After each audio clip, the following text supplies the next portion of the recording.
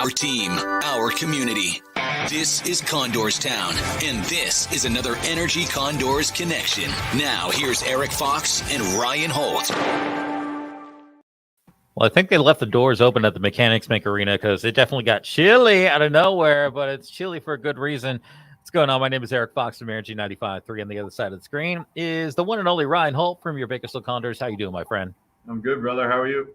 Doing well. Trying to keep it a little warm here right now, but you know what? Yeah. It's an issue you have every single game. So let's move on. This going from 95 to 65 isn't doing anything for the sinuses, that's for sure. But yeah, I don't know a single person that doesn't have an allergy problem right now, myself included. So Mucinex, you are a godsend. That's all I'm going to say to that. Let's jump into it. As we always do, we talk about obviously what's going on up north with the parent organization first, and that is your Edmonton Oilers. Let's go and jump into it. You know, we're in the final bit of the season. You know, this seems like it's kind of weird getting back into a normal season and a normal playoffs, but here we are.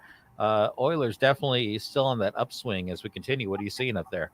Yeah. We actually caught the end of the Oilers game. We were in Loveland, Colorado on Saturday, so we were facing the Colorado Eagles, and Edmonton was taking on the Avalanche up in Edmonton. We caught the end of that game. What a awesome game. They go toe-to-toe with Colorado. I think one of the good things about the Oilers is they seem to play the really good teams, and we'll put Tampa in that mix, Florida in that mix, Carolina, and then out west you got Calgary and Colorado. They seem to play those teams really well, which I think is good moving forward.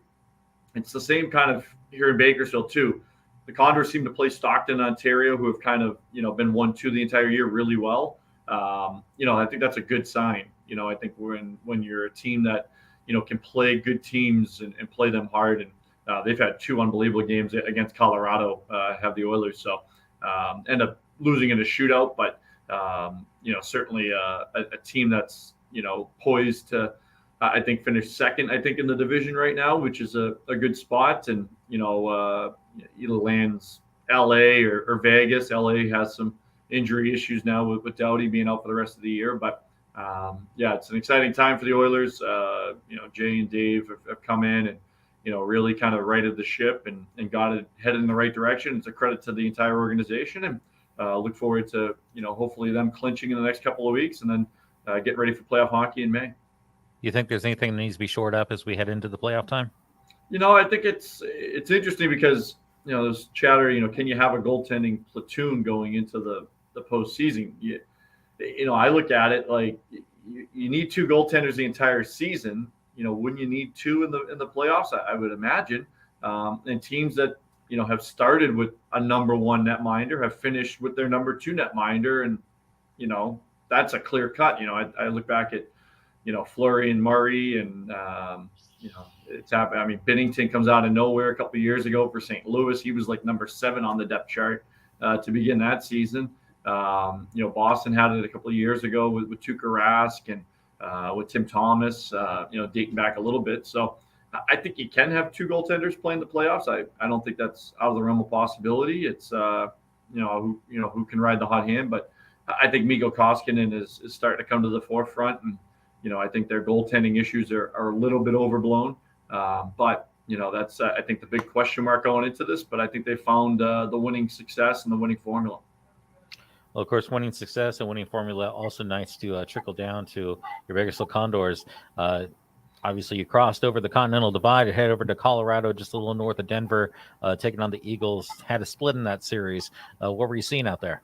Yeah, injuries have kind of crept into the Condors. We've got, I think at last check, 8 or 9 guys, that are regulars in the lineup, and we play 18. So basically half the team that we'd like to field, hasn't been available to us here for the better part of the last week. But, the team goes 2-1 last week, goes into Colorado, which is always a tough place to play. You get the back-to-back with the Eagles. You lose, game 1, and, you go into game 2 and trail twice in the opening period. But, Adam Cracknell and Seth Griffith, they were terrific. Luke Esposito had a big goal and a fight as well, too.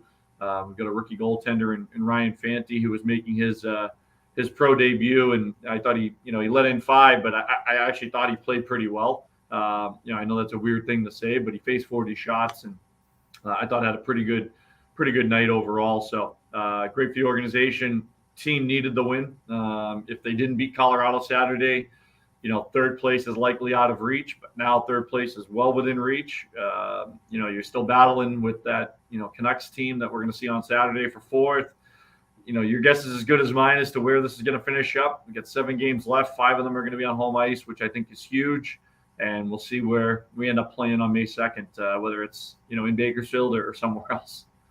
It's kind of interesting because looking at the standings, I mean, the Pacific is pretty much locked down. You got 6 teams already clinched, yet all the other divisions are still up in the air a little bit. I mean, you're seeing some rise to the top, but what are you seeing as we head into playoff time? When all these teams and things in which places we haven't played, teams we haven't played. I mean, how does that mentality enter the locker room as we get to the tail end of the season? I think, first and foremost, we want home ice in that first round, best of 3. We're going to finish, the regular season on a Saturday, and game 1's going to be Tuesday night. And theoretically, that could be, a flight to Canada, could be a flight to Denver. You don't want to get into a situation where you have to travel after, that Saturday game. So that's first and foremost. We want to finish top 4. Part of me as well, too, would like to finish third. You get a Henderson or San Diego in that first round series, as opposed to an Abbotsford or Colorado. Makes your life a little easier. Doesn't make it that much easier, but certainly a little easier. To try and get out of a best of 3 series. So, and kind of get you out of the Stockton track, right? Stockton's going to face, the 4-5 winner. If you're the 3 seed, you get away from Stockton for another round and can kind of delay that off. So. There's good teams in the other divisions. Chicago's really, kind of running rampant, in the Central Division.